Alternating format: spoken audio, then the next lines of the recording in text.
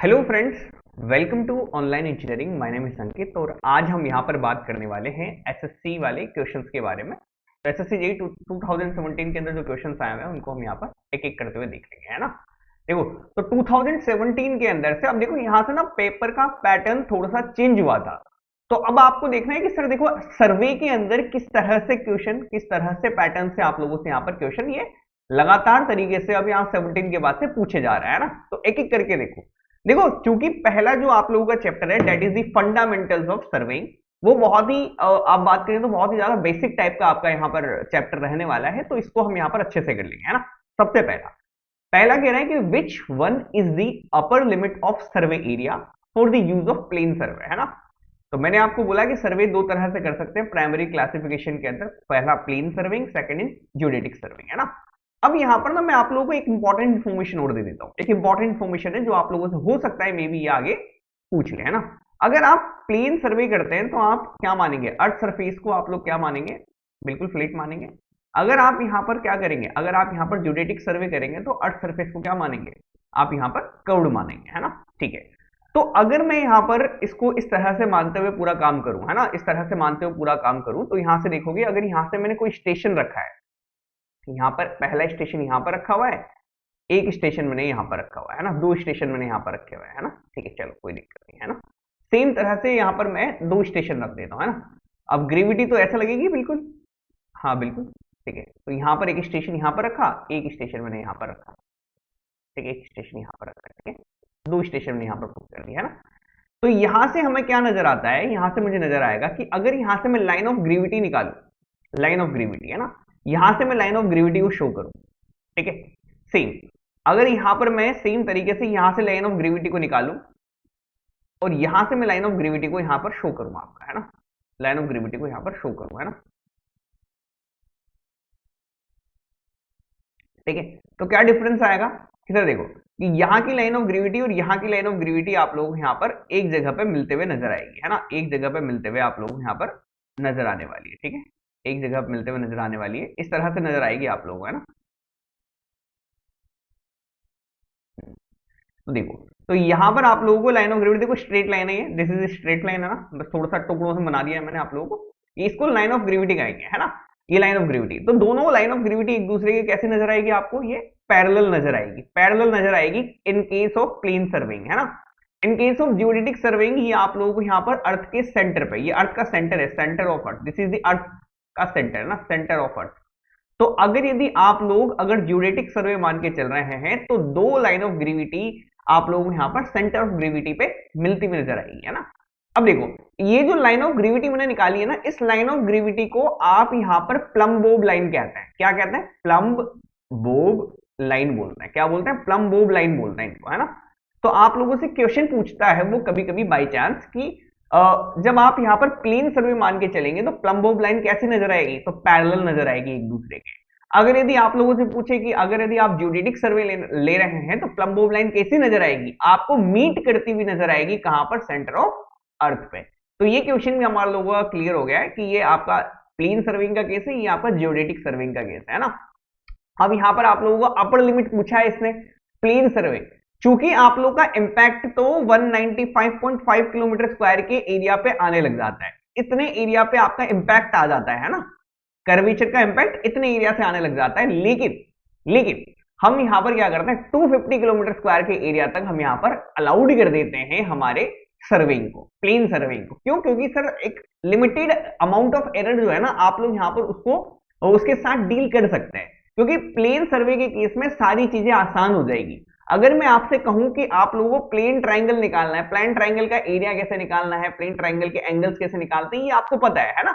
लेकिन अगर spherical triangle के बारे में अगर मैं बात करूं आपसे, तो स्पेरिकल ट्राइंगल में ये सब चीजें निकालने में आप लोगों को यहाँ पर बहुत दिक्कत आने वाली है ना। ठीक है, तो यहाँ पर आप लोगों को पूरी कैलकुलेशन क्रिटिकल बन जाती है, इसी वजह से आप लोग यहाँ पर प्लेन सर्वे को 250 किलोमीटर स्क्वायर के एरिया तक आप यहाँ पर मानते हुए आप यहाँ पर ले लेते हैं, है ना। तो these are the important information जो मैं आप लोगों को यहाँ पर दे रहा हूं। नेक्स्ट क्वेश्चन पूछ रहा है आप लोगों से, विच one is the smallest one, सबसे स्मॉलेस्ट वन आपको निकालनी है। मैंने आपको बोला जिसका डिनोमिनेटर बड़ा वो आपकी क्या कहलाएगी, स्मॉल कहलाएगी। देखो, एक में 2500 का भाग दो, तो ऑब्वियस बात है वैल्यू छोटी आएगी कंपेयर टू 1 से 100 का डिवाइड दो, है ना, ठीक है। तो यहां से ये वैल्यू लार्ज आएगी, आपको ना एक में डिवाइड करके देखना, ये वैल्यू लार्ज आएगी और ये वैल्यू आपको स्मॉल आएगी, सबसे स्मॉलेस्ट, है ना। तो this is the largest, this is the smallest, this is the smallest scale, है ना। तो आपसे दोनों में से कोई भी पूछ ले तो आप लोग कर दे। देखो तो स्केल के ऑर्डर में लिखता है ना, स्मॉल टू, अगर यदि यहाँ पर लिखना हो मेरे को कि मेरे को लार्ज टू स्मॉल लिखना है ना, लार्ज टू स्मॉल लिखना है, लार्ज टू स्मॉल लिखना है ना स्केल को।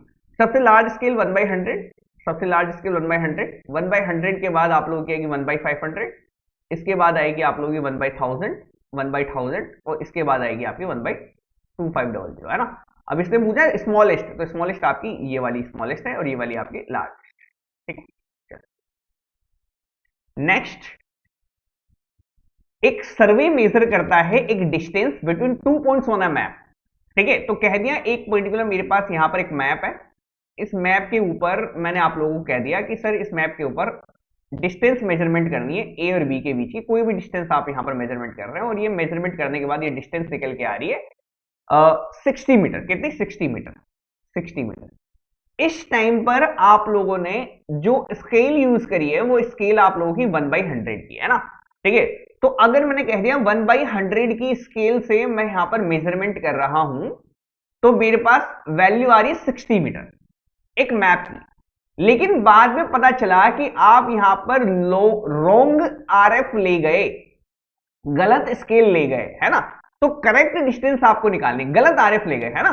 तो आप 1/50 का ले गए, 1/50 का ले गए और 1/50 से मेजरमेंट करा है। देखो पहले क्या करें, देखो क्वेश्चन को अच्छे से समझना है ना, क्वेश्चन को अच्छे से समझना।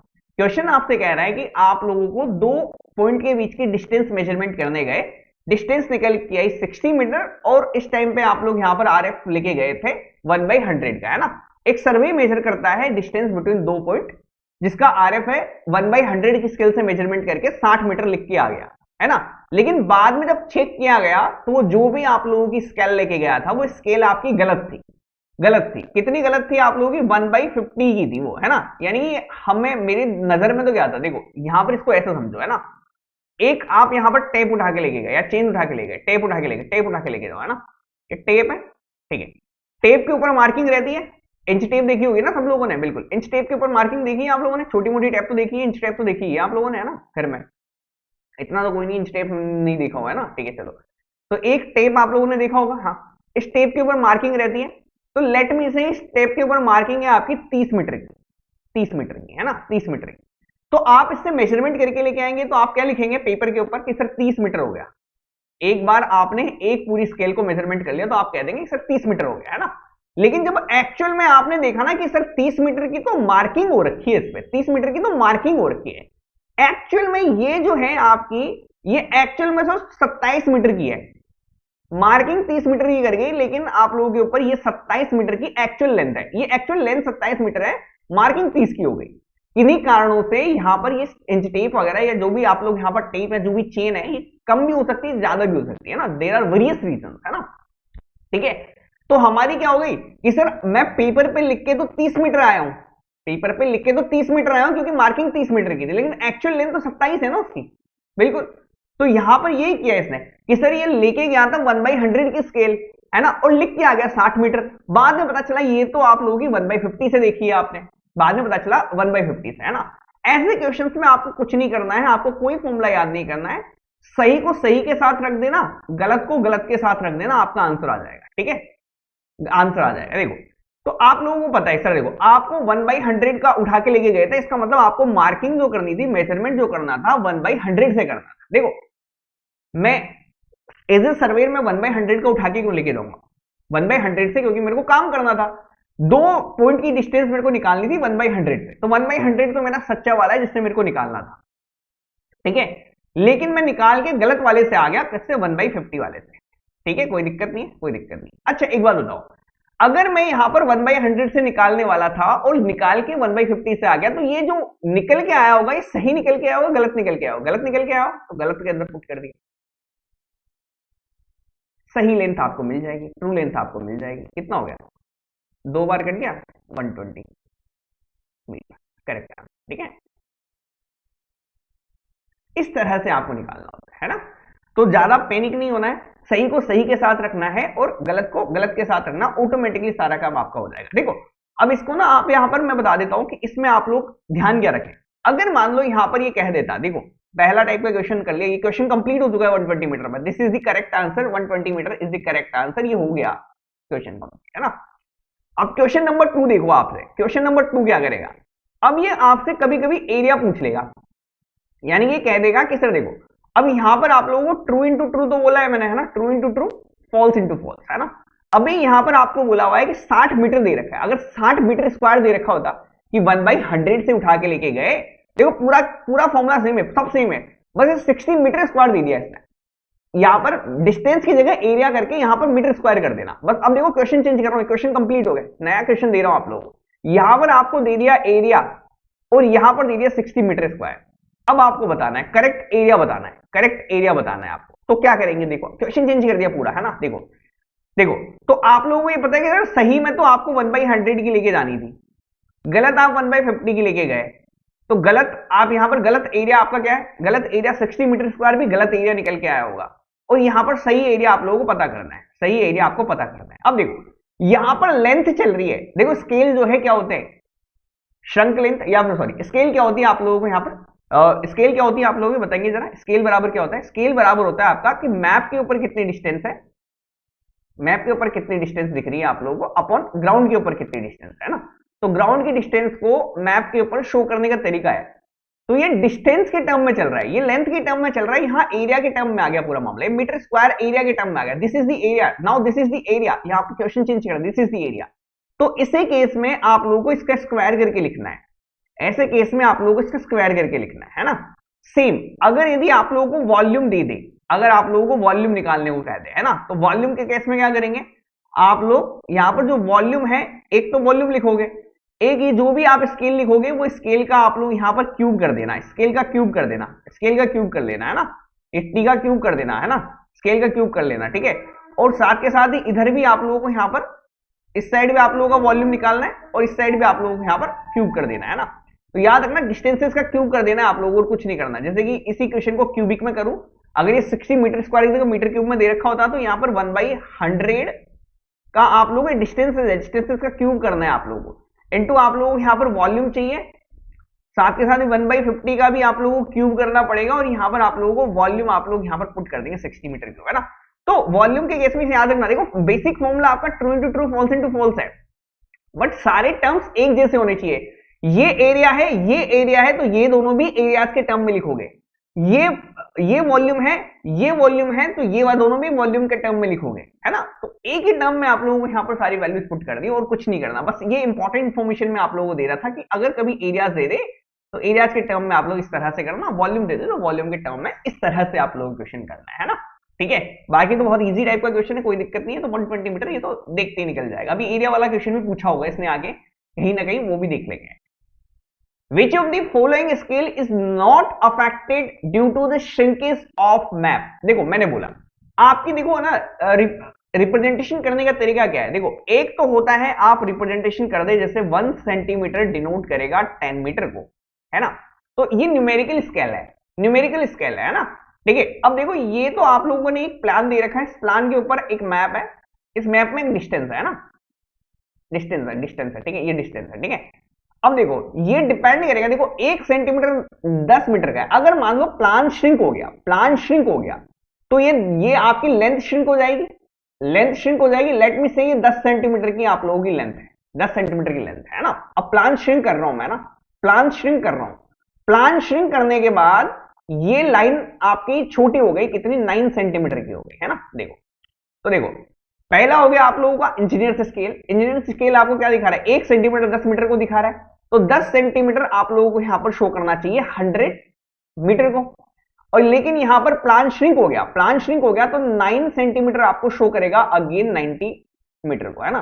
तो ये देखो यहां पर 90 आ रहा है, यहां पर 100 आ रहा है, ये एक्चुअल वाला यहां पर लिख रहा हूं, ये एक्चुअल वाला है एक्चुअल के अंदर, और ये आप लोगों का श्रिंक मैप के अंदर। तो एक्चुअल की और श्रंक की आपकी लेंथ अलग अलग आ रही है, न्यूमेरिकल स्केल को यूज करूंगा तो न्यूमेरिकल स्केल को, है ना, क्योंकि सिर्फ मैप पे ये लिखा हुआ है कि 1 सेंटीमीटर डिनोट करता है 10 मीटर को, है ना। तो अगर ये लेंथ छोटी हो गई तो ये पूरा मामला सारा का सारा छोटा हो जाएगा, है ना।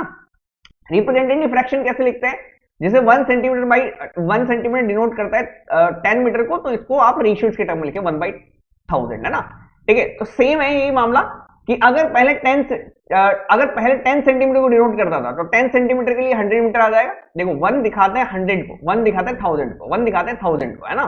इसका मतलब क्या है, 1:1000 है, तो 10 दिखाएगा यहाँ पर किसको, 10,000 को। अब सेंटीमीटर है तो सेंटीमीटर 10,000 सेंटीमीटर बराबर 100 metre, 100 metre, 100 metre. Again RF के टर्म में देखो तो 10 सेंटीमीटर डिनोट करेगा आप लोग 100 मीटर को, है ना।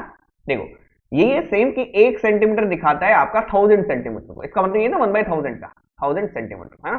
तो 10 सेंटीमीटर दिखाएगा आप लोगों को यहाँ पर 10,000 सेंटीमीटर को, है ना।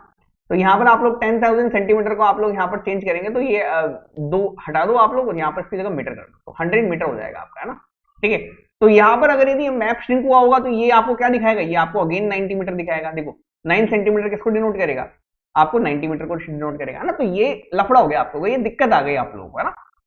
लेकिन ग्राफिकल स्केल जो है आप लोगों का ये अफेक्ट नहीं होता due to shrinkage of map. क्यों, देखो 10 सेंटीमीटर की लाइन 9 सेंटीमीटर की हो गई, है ना। 10 सेंटीमीटर की लाइन 9 सेंटीमीटर की हो गई, है ना।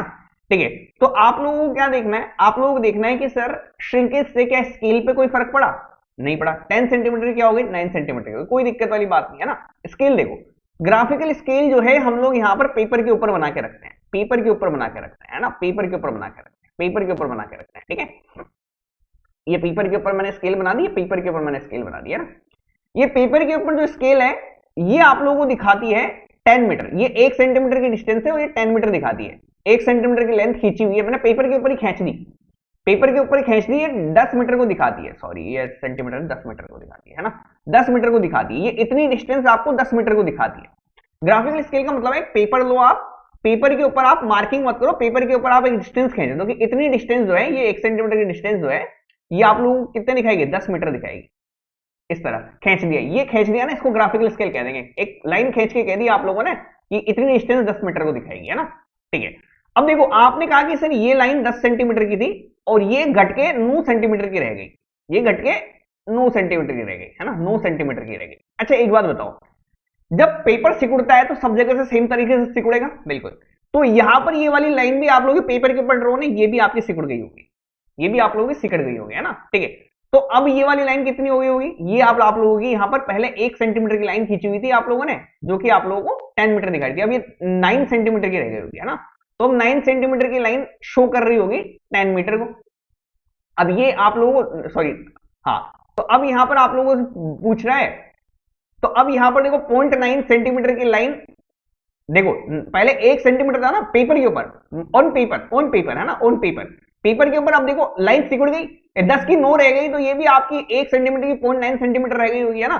तो यहां पर कह दिया पेपर तो सेम तरीके से सिकुड़ेगा, बिल्कुल। तो मैंने कह दिया कि सर यहां पर 10 सेंटीमीटर की 9 में रह गई, तो यहां पर ये भी सेम तरीके से श्रिंकेज होगा, है ना। अब इन श्रंक किस फैक्टर में होता है, तो श्रंक देखो, श्रंक एक सेम रेशियो में श्रंक होता है, जिसको आप श्रंक रेशियो कहते हैं। ये आप लोग डिनोट करते हैं किस तरह, देखो ओरिजिनल लेंथ कितनी थी, ओरिजिनल लेंथ कितनी थी और श्रंक लेंथ कितनी है, श्रंक लेंथ कितनी है ना, इसी सेम रेशियो में सिकुड़ेगा, है ना। श्रंक लेंथ कितनी, जैसे कि आप देखो, आप लोगों ने कह दिया कि सर 10 सेंटीमीटर की लाइन थी, 9 सेंटीमीटर की रह गई, है ना। तो यानी श्रंकेज फैक्टर कितना होगा, 0.9 हो गया, है ना, 0.9 हो गया श्रंकेज फैक्टर। यहां पर एक्चुअल लेंथ कितनी है, यहां पर 10 मीटर है, तो श्रंक होने के बाद कितनी रह जाएगी, सॉरी 10 मीटर दिखा रही है आप लोगों को, बिल्कुल। ये लाइन पेपर के ऊपर कितनी है, 1 सेंटीमीटर की, पेपर के ऊपर 1 सेंटीमीटर की लाइन है, पेपर के ऊपर 1 सेंटीमीटर की लाइन है, कितने से श्रंक हुई, 0.9 से श्रंक हुई, तो 0.9 से श्रंक होगी कितनी बनेगी आपकी, 0.9 सेंटीमीटर बनेगी। तो अब 0.9 सेंटीमीटर दिखा रहा है कितना, 10 मीटर को। ये मार्किंग है, ये ऑलरेडी हो रखी होती है ना, ये ऑलरेडी हो रखी होती है, यहाँ पर लेंथ नहीं लिखी होती, 1 सेंटीमीटर नहीं लिखा रहता, है ना। ये तो आपको पता है कि 1 सेंटीमीटर की लाइन खींची हुई थी आपने पहले, ठीक है, पहले का पता है आप लोगों को। यहाँ पर 0.9 सेंटीमीटर दिखा रहा है 10 मीटर को, है ना। तो 9 सेंटीमीटर किसको दिखाएगा, अगेन 100 मीटर को दिखाएगा, 100 मीटर को दिखाएगा, है ना। तो ये आपके ग्राफिकल स्केल का पूरा मामला चला है। This is the graphical scale, this is the graphical scale कि पेपर छोटा हो जाए तो ये लाइन जितनी छोटी होगी ये वाली लाइन भी उतनी छोटी हो जाएगी, है ना। तो पहले 1 सेंटीमीटर की होगी जो 10 मीटर को दिखा रही होगी, तो अब 9 सेंटीमीटर पे ही 10 मीटर दिखा देगा, है ना। तो आप डायरेक्ट इस तरह से प्लॉट करते हैं कि इतनी सी डिस्टेंस पे ही आप लोगों को 10 मीटर लिख देते हैं, यहाँ पर 20 मीटर लिख देते हैं, यहाँ पर 30 मीटर लिख देते हैं, है ना। ये पेपर के ऊपर लिख देता हूँ सीधा मीटर्स में पेपर के ऊपर लिख देता हूँ, ताकि प्लान छोटा हो तो ये वाली डिस्टेंस छोटी हो जाए, ये वाली डिस्टेंस छोटी हो जाए। तो पहले 1 सेंटीमीटर की होगी जो 10 मीटर दिखाती होगी, तो अब 9 सेंटीमीटर की या 0.9 सेंटीमीटर की आप लोग यहाँ पर 10 मीटर दिखा देंगे, है ना। इस तरह से श्रिंक हो जाती है ये पूरी मामला, ठीक है। ये आप लोगों को यहाँ पर इस तरह से दिखाता है। तो ग्राफिकल स्केल में फर्क नहीं पड़ता, ग्राफ पेपर पे आप स्केल बना देते हैं, है ना, ठीक है। तो ये तीनों रिप्रेजेंटेशन के तरीके हैं। तो graphical scale will not affected due to the shrinkage of map. अब देखते हैं the scale in which 3 successive dimension can be measured at a time is called, है ना। अब देखो 3 सक्सेसिव डायमेंशन, सक्सेसिव डायमेंशन का मतलब क्या है कि देखो मैं बताता हूँ सक्सेसिव डायमेंशन का मतलब क्या है। जैसे कि देखो आप लोग यहाँ पर मेजरमेंट करें, जैसे कि मैं यहाँ पर 3 सक्सेसिव डायमेंशन लेता हूँ, है ना। जैसे कि आप लोग यहाँ पर देखें तो जैसे आप लोग यहाँ पर लेता हूँ मीटर लेता हूँ मैं सबसे पहले, है ना, मीटर। जैसे मैंने यहाँ पर लिया मीटर, ठीक है। तो मीटर का 10th पार्ट आपको लेना पड़ेगा, ठीक है। जैसे कि आप लोग यहाँ पर कहते हैं कि जैसे मैं आप लोगों को यहाँ पर समझा देता हूँ कि जैसे कि 1 सेंटीमीटर को दिखा रहा है, 10 सेंटीमीटर को दिखा रहा है और आप लोगों को 100 सेंटीमीटर को दिखा रहा है, ये सक्सेसिव कहलाएगा आपका, ठीक है। यानी कि 1 सेंटीमीटर को मैं डायरेक्ट लिख दूं, सेंटीमीटर का मेजरमेंट हो रहा है, डेसीमीटर का मेजरमेंट हो रहा है और यहां पर 100 सेंटीमीटर मीटर का मेजरमेंट हो रहा है। 3 सक्सेसिव डायमेंशन है ये, ठीक है, 3 सक्सेसिव डायमेंशन है ना। सेम तरह से आप लोग यहां पर आगे भी देख सकते हैं, है ना। सेंटीमीटर का, मीटर का, देखो ये देखो या मीटर है, मीटर का 10th पार्ट दिखा है, इसका 10th पार्ट दिखा है, तो 10th पार्ट को शो करेगा ना, तो इसको सक्सेसिव डायमेंशन कहेंगे आप लोग। तो 1 सेंटीमीटर भी दिखा है, 10 सेंटीमीटर भी दिखा है और 10 सेंटीमीटर 100 सेंटीमीटर भी दिखा है ना, इसका 10th पार्ट, इसका 10th पार्ट दिखाते चला जाए, है ना। 3 सक्सेसिव डायमेंशन का मेजरमेंट कर ले, इसको आप लोग यहाँ पर क्या कहते हैं, ऐसे स्केल को आप लोग यहाँ पर डायगोनल स्केल कहते हैं, है ना।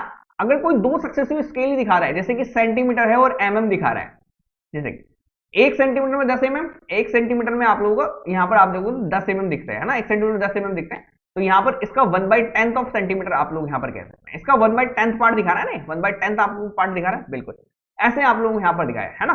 तो जैसे मीटर को दिखा रहा है, डेसीमीटर को दिखा रहा है ना, मीटर को दिखा रहा है, डेसीमीटर को दिखा रहा है, ठीक है, मीटर को दिखा रहा है, डेसीमीटर को दिखा रहा है ना, ये दोनों से बना दिया है ना। सेम मीटर, डेसीमीटर और सेंटीमीटर तीनों को दिखा रहा है, तो इस तरह की आप लोग यहाँ पर क्या कह देंगे, इसको आप लोग यहाँ पर सेंटीमीटर इसको आप लोग यहाँ पर डायगोनल स्केल कह देंगे। This is the diagonal, this is the plain scale. Plain scale क्या हो जाएगा कि जैसे मीटर को दिखा दे, मीटर का 10th पार्ट है ना, मीटर का 10th पार्ट है ना, 1/10 आप यहाँ पर 1/10 ऑफ मीटर करेंगे, यानी कि आप इसको 100 सेंटीमीटर 100 सेंटीमीटर बोले तो आप 10 सेंटीमीटर लेंगे, है ना। तो 10 सेंटीमीटर मतलब 1/10 मीटर, और ये वैल्यू कहलाएगी डेसीमीटर बोलते हैं इसको, डेसीमीटर बोलते हैं इसको, ना। तो मीटर को दिखाए, डेसीमीटर को दिखाए, तो ऐसी आपकी प्लेन स्केल कहलाती है। प्लेन स्केल तो आपके पास रहती है ना, ठीक है। चलो नेक्स्ट आती है वर्नियर स्केल। वर्नियर स्केल का मतलब है, अब यहाँ तो एक स्केल दो डायमेंशन दिखा रही है ना, ठीक है, लेकिन अगर कभी कभी क्या होता है कि आप लोगों को समझ नहीं आता है ना, तो आप लोग क्या करते हैं, आप लोग यहाँ पर एक अलग से स्केल बना देते हैं ना। तो लेट मी से कि एक मैन स्केल चल रही है आपकी, एक मैन स्केल चल रही है आपकी, इस मैन स्केल के ऊपर ही आप लोगों ने यहाँ पर क्या कर दिया, एक और स्केल आप लोगों ने यहाँ पर बना दिया ना। अगर यहाँ पर देखो एक स्केल के अंदर काम करोगे तो एक स्केल के अंदर बनाइए, डायगोनल स्केल एक ही स्केल है, प्लेन स्केल एक ही स्केल है ना।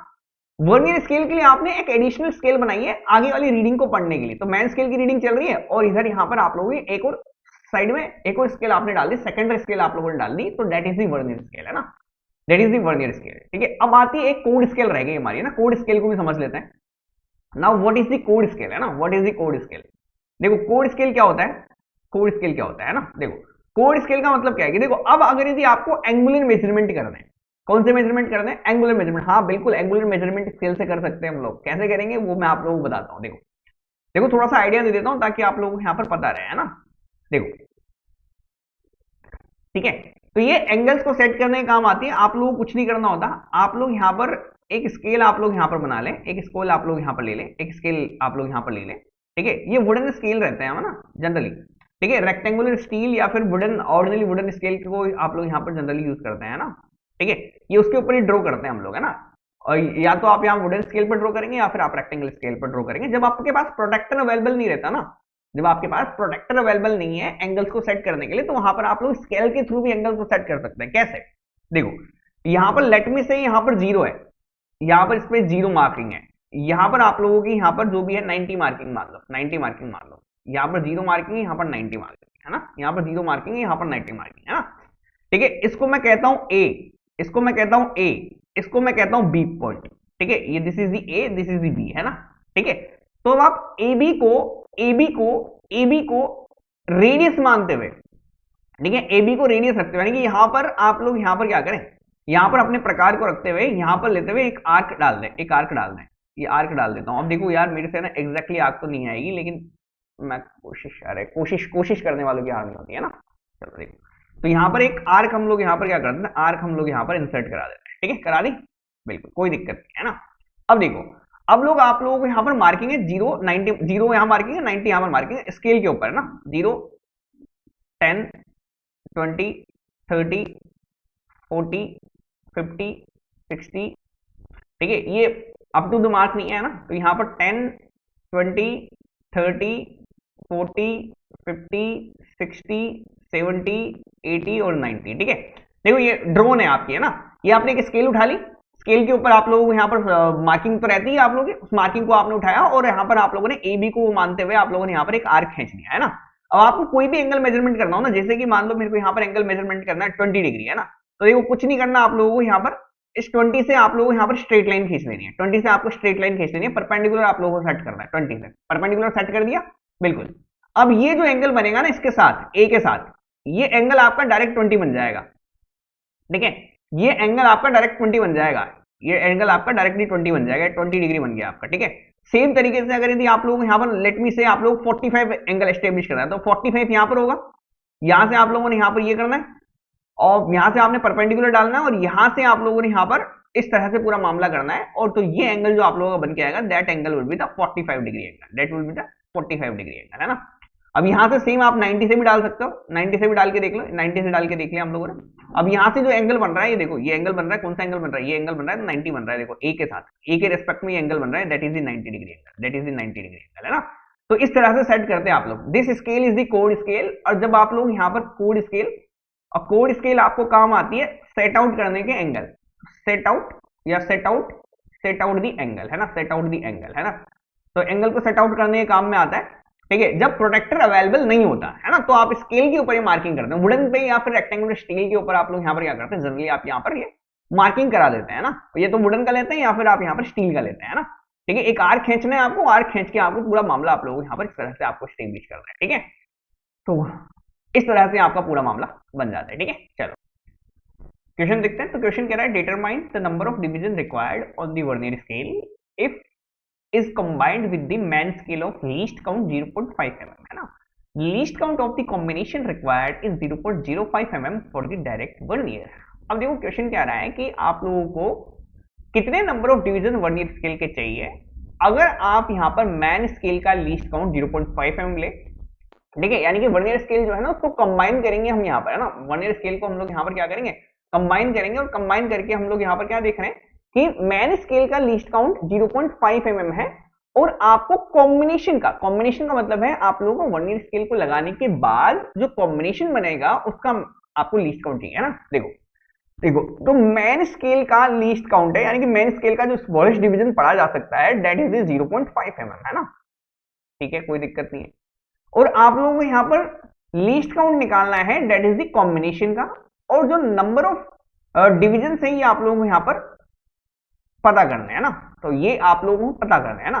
लीस्ट काउंट जो है कॉम्बिनेशन का ये दे रखा है, सॉरी हाँ, लीस्ट काउंट आपको कॉम्बिनेशन का दे रखा है, कॉम्बिनेशन का 0.05 चाहिए, है ना, यानी कि आपको पढ़ना है 0.05 mm तक, है ना।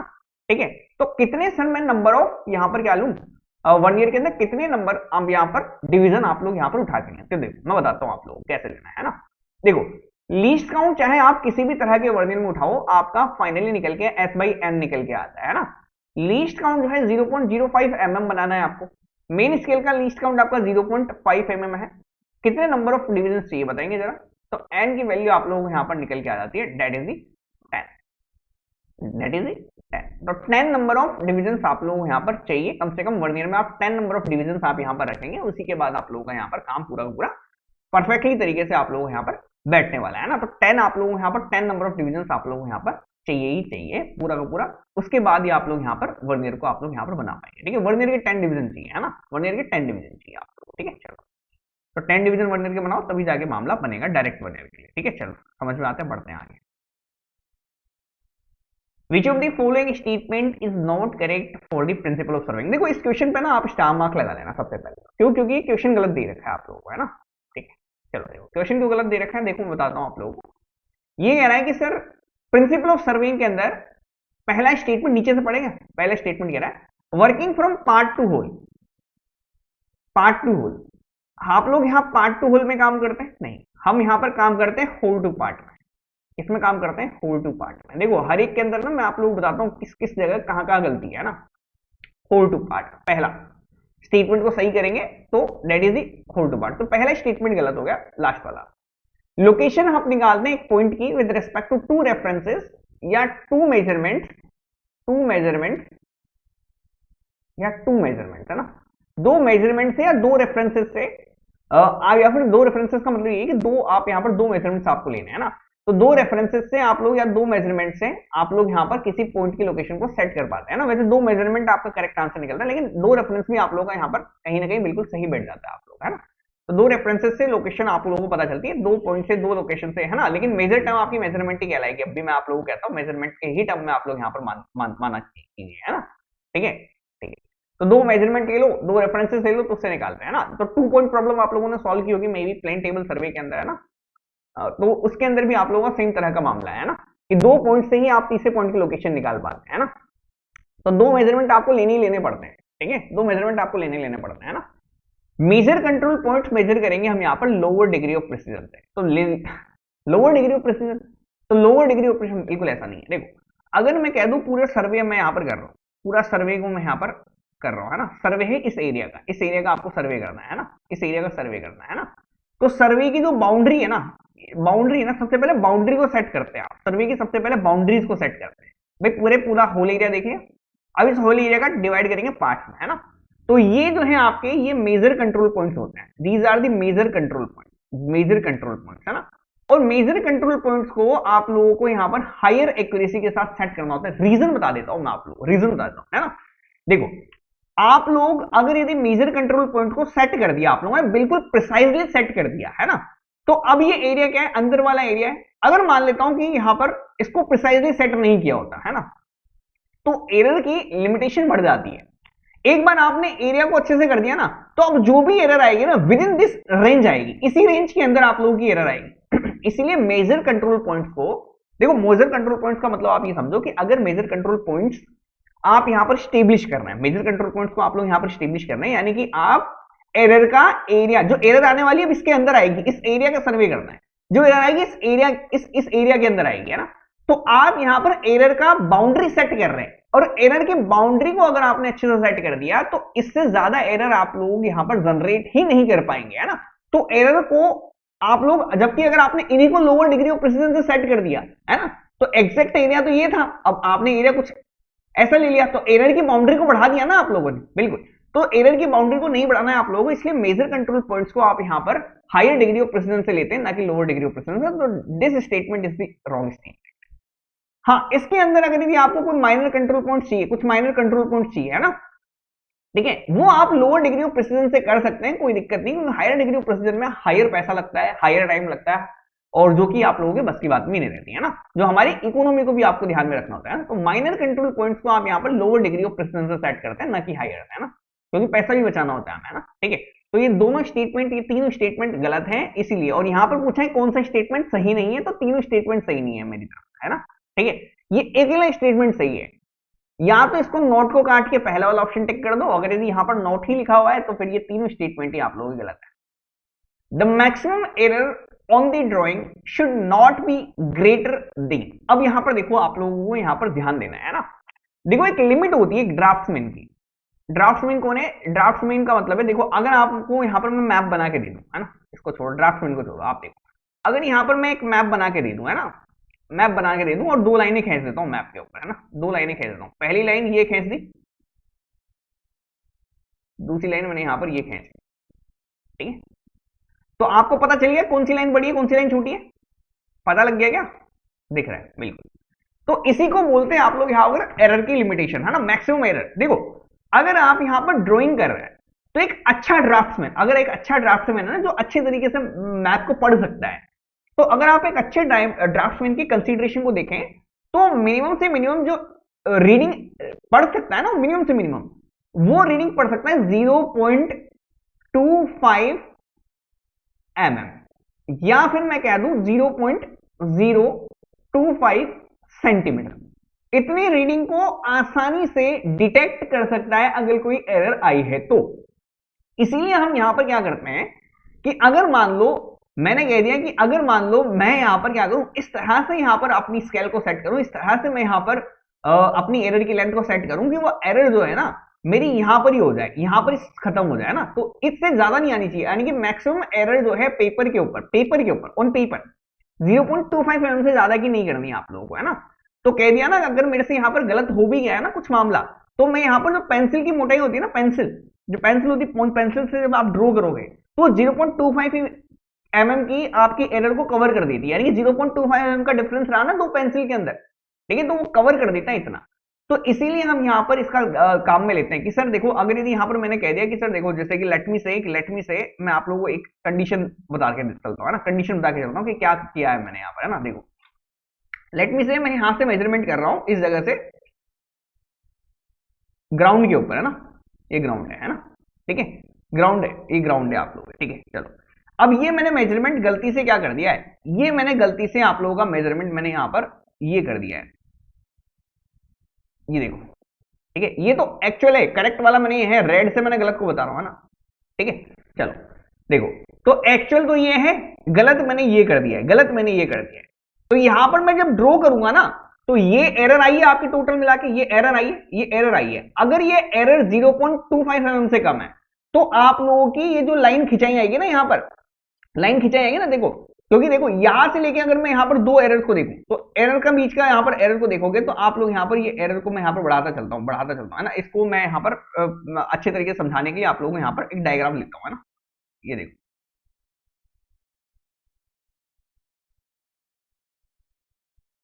देखो ये देखो, अगर ये एरर, देखो मैं बड़े स्केल पर दिखा रहा हूं, ये एरर 0.25 mm तक है, 0.25 mm तक है ना। तो देखो शुरुआत में ना आप लोग यहां पर जब इसको ड्रॉ करेंगे ना, तो देखो यहां तक तो आपको पता भी नहीं चलेगा कि देखो ये दोनों लाइनें अलग अलग भी है, पेंसिल की मोटाई से पूरा का पूरा लाइन कवर हो रही है ना। तो इतनी एरर को कवर कर सकते हैं आप लोग, ये जो कवर हुआ ना एरिया, ये तब तक ही कवर होगा अगर ये 0.25 mm तक है, तो ये 0.25 mm तक है ना, तभी तक कवर कर सकते हो आप यहां पर पेंसिल से, ये पर्टिकुलर मामला है ना, अदरवाइज कवर नहीं होगा, पहले बता देता हूं, ये कवर नहीं होगा अदरवाइज, है ना। आपको दो अलग अलग डिफरेंस दिख जाएगा आप लोग, दो अलग अलग लाइनों के बीच में, है ना। तो ये डिफरेंस तभी कवर होगा जब ये वैल्यू आपकी 0.25 mm ये के अंडर रहे, ये मैक्सिमम लिमिट है आपकी, ठीक है, मैक्सिमम लिमिट है आपकी। तो 0.25 mm में पूछा है तो mm में 0.25 निकलेगा ये। तो अच्छा ड्राफ्टमैन 0.25 mm से ज्यादा की रीडिंग आप लोगों को आसानी से डिटेक्ट कर लेता है पेपर के ऊपर, ठीक है। लिमिटिंग लेंथ ऑफ ऑफसेट के अंदर ये पर्टिकुलर तरीके से काम में लेते हैं हम लोग, है ना। दिस इज द एरर, क्योंकि एक्चुअल में तो आपको ये प्लॉट करना है और आप प्लॉट ये कर गए, है ना, ठीक है, समझ में आ रही है बात, बिल्कुल। Next question, the vernier scale in which 10 divisions of the vernier scale is equal to the 9 division of man scale। देखो मैन स्केल के 9 डिवीजन है और वर्नियर के 10 आ गए, तो वर्नियर का क्या है, एक ज्यादा है, वर्नियर का एक ज्यादा है, वर्नियर का एक ज्यादा है, यानी कि मैन स्केल का एक कम है, वर्नियर से मैन स्केल का एक कम है ना।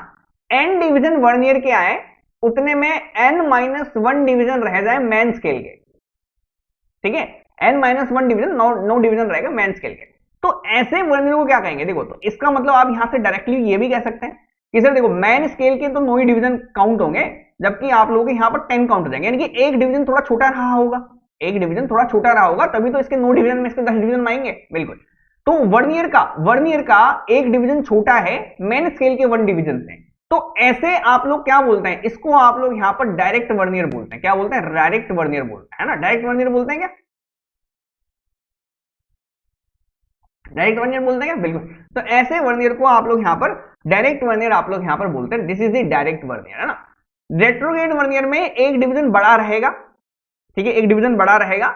डबल वर्नियर के केस में वर्नियर दोनों डायरेक्शन में भागेगा, दोनों डायरेक्शन में भागेगा, है ना, वर्नियर इस डायरेक्शन में भागेगा, इस डायरेक्शन में भागेगा, है ना। तो ऐसी कोई चर्चा नहीं की गई है। अब आता है एक्सटेंडेड वर्नियर। अब देखो ये डिफरेंस ना बहुत छोटा होता है, ये डिफरेंस ना बहुत छोटा होता है, जो डिफरेंस ना बहुत छोटा होता है ना। देखो एक तो पहले मैन स्केल है, मैन स्केल का आप देखो, मैन स्केल देखोगे ना आप, जब सेंटीमीटर mm वाली रीडिंग पड़ी वो इतनी छोटी छोटी है ना।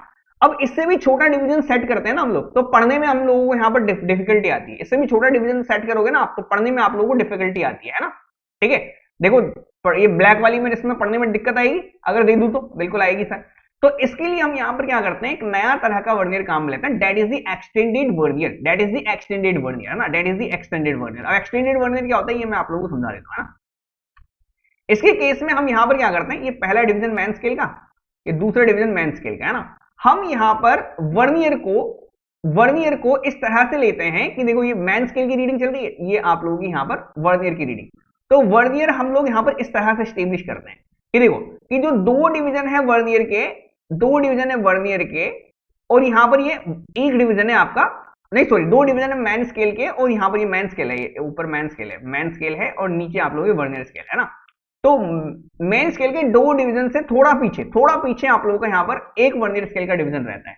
किस तरह से डिजाइन करते हैं कि n डिवीजन आप वर्नियर स्केल के लेंगे तो वहां पर 2n-1 डिवीजन आपके लग जाएंगे किसके, मैन स्केल के, दूसरे डिवीजन से थोड़ा सा पीछे, है ना, दूसरे डिवीजन से थोड़ा सा पीछे, है ना, ठीक है, इस तरह से डिजाइन करते हैं। अच्छा देखो इस केस में लीस्ट काउंट क्या हो गया, देखो तो आप लोग एक तो इन दोनों रीडिंग को पढ़ सकते हैं, इन दोनों रीडिंग को पढ़ सकते हैं और एक इस रीडिंग को पढ़ सकते हैं, तो ये आपका लीस्ट काउंट बन जाएगा, this is the least count, है ना। लीस्ट काउंट मिनिमम सबसे छोटी वैल्यू आप यहाँ पर क्या पढ़ सकते हैं, है ना।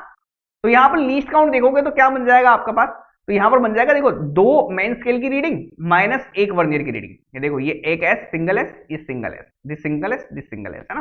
तो 2s माइनस वी, यहां से लीस्ट काउंट निकालू तो लीस्ट काउंट कितना निकलेगा, 2s माइनस वी की value 2n-1 into S divide by N, तो यहां से निकालेंगे तो देखो क्या था बना, 2sn minus 2sn plus S divide by N. Again आप लोगों का लीस्ट काउंट कितना आ रहा है, s/n।